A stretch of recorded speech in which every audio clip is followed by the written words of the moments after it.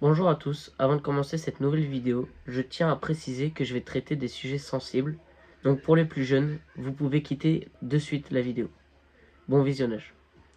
Bonjour à tous, dans cette nouvelle vidéo, nous allons essayer de comprendre ce qui se passe derrière le jeu Granny. Mais avant ça, nous allons nous rafraîchir les mémoires.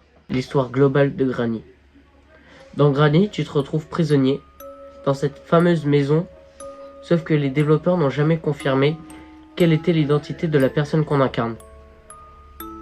Tu as environ 5 jours pour t'échapper de la maison de Granny, pendant que elle patrouille dans la maison et réagit au bruit que tu provoques. Qui est Granny? Granny est une vieille femme qui vit dans cette maison. Elle semble avoir une relation particulière avec chacun des personnages de l'univers Developer. Ce qui est intéressant, c'est que ça confirme que Granny n'est pas un personnage isolé. Elle fait partie d'un monde. Il existe notamment des liens avec Slendrina, une créature de l'univers Developer. Elle est présentée comme faisant partie de la famille de Granny. Elle apparaît principalement dans la série de jeux Slendrina. Elle est importante pour comprendre le lore de Granny. Grandpa, le mari de Granny. Il apparaît directement dans Granny 2 et en fait partie de la même famille. Contrairement à Granny, il réagit souvent au mouvement plutôt qu'au bruit. Spider. C'est la grosse créature ressemblant à une araignée que l'on peut rencontrer dans Granny. Elle vit dans une zone spécifique de la maison. Son origine exacte est beaucoup moins clairement expliquée, donc il faut faire attention aux théories qui prétendent savoir exactement ce qu'elle est. Tamara Samsonova. Tamara Samsonova était une vieille femme russe née en 1947 et habitait à Saint-Pétersbourg. Elle est devenue mondialement connue en 2015 sous le nom de Granny Reaper. Pendant des années, elle menait une vie relativement normale en apparence et elle vivait dans un appartement qu'elle louait à des personnes. Mais si je vous raconte cette histoire, c'est que tout ne s'est pas passé comme prévu. En 2000, son mari, Alexis Samsonov, a disparu. À l'époque, aucune disparition n'a permis d'établir publiquement qu'elle était responsable de sa mort. Plus tard, les enquêteurs considéraient sa disparition comme suspecte, mais elle n'a pas été officiellement condamnée pour ce meurtre. 2003, un locataire meurt. En 2003, un de ses locataires, Sergi Potanin, est tué après une dispute. L'affaire est cependant immédiatement reliée à Samsonova. Des années plus tard, les enquêteurs retrouvera dans son journal des passages faisant référence à plusieurs personnes qu'elle disait avoir tuées. En 2015, Samsonova vivait temporairement chez une connaissance, Valentine Ulanova, pendant que son propre appartement était rénové. Les deux femmes finissent par avoir des problèmes et Ulanova lui demande de partir. Quelques jours plus tard, Ulanova est retrouvée morte. C'est cette affaire qui va finalement conduire les inspecteurs à enquêter sur Samsonova. Des éléments retrouvés dans l'appartement et des incohérences de son comportement attirent leur attention.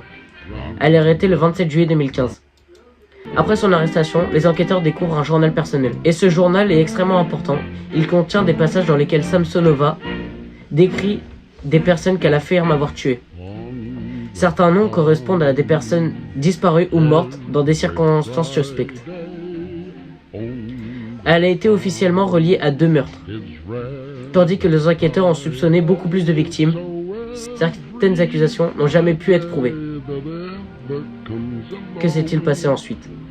Après son arrestation, Samsonova a subi une expertise psychiatrique. Les médecins l'ont considérée comme dangereuse pour elle-même et pour les autres. Elle a été placée dans un hôpital psychiatrique spécialisé plutôt que de recevoir une peine de prison classique. Mais il y a un petit détail que je vous ai pas dit. Je vous ai menti. Non, en vrai, cette histoire est bel et bien vraie. Sauf que c'est pas officiellement ça. Enfin, les développeurs n'ont pas officiellement dit que c'était elle qui avait inspiré le jeu. Donc, on ne peut pas dire qui a officiellement inspiré le jeu. La chronologie. Tout ce que vous voyez est toute la chronologie. Commençons d'abord avec le premier, Grandpa. Nous l'avons déjà vu auparavant. Ensemble, ils eurent la mère de Slendrina. C'est probablement le personnage le plus important pour comprendre le lore. Dans les jeux Slendrina, on découvre progressivement qu'elle a une histoire extrêmement sombre. Un élément particulièrement important apparaît dans les indices autour de la famille. Elle a empoisonné les propres membres de sa famille. Le jeu The Child of Slendrina contient notamment un journal qui sert d'indice majeur à cet événement. Et selon les informations attribuées à Developer, elle elle aurait fait cela parce qu'elle était folle. Slendrina est donc la petite fille de Granny et Grandpa. C'est là que le nom Granny prend tout son sens. Elle est littéralement la grand-mère de Slendrina. Les différents jeux Slendrina nous montrent différents endroits associés à son histoire. Slendrina, Slendrina the Cellar, House of Slendrina, Slendrina the School, Slendrina Asylum, Slendrina the Forest, the Child of Slendrina, Slendrina X.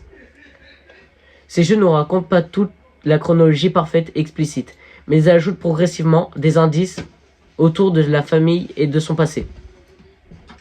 L'enfant de Slendrina. Slendrina finit également par avoir un enfant. C'est important parce que la famille commence à devenir une véritable lignée de créatures surnaturelles.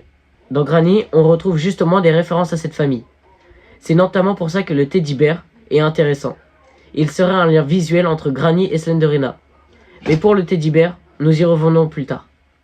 Bon, maintenant que nous avons rafraîchi notre mémoire sur chaque personnage, nous pouvons enfin passer sur les événements. 10 juillet 1892. C'est probablement le point temporel le plus solide de toute l'histoire. La mère de Slendrina empoisonne Slendrina et son père. Et le détail intéressant, c'est que Dave Loper aurait expliqué que la mère aurait fait ça parce qu'elle était folle. Beaucoup de vidéos racontent une malédiction a obligé la mère de Slendrina à les tuer, mais ce n'est pas confirmé. L'idée d'une malédiction familiale et d'une théorie de fans, ce qui est confirmé, c'est plutôt qu'elle était folle et qu'elle a empoisonné toute sa famille. Après cet événement, Slendrina apparaît dans les différents jeux de sa propre série. On la retrouve notamment dans tous les jeux que je viens de citer. Mais attention, il ne faut pas forcément considérer la date de sortie de chaque jeu comme une date dans la chronologie. Tout à l'heure, j'ai mentionné le nom de Teddy Bear. Apparaît comme un easter egg dans Granny 1. Ça prouve donc que les jeux sont reliés entre eux.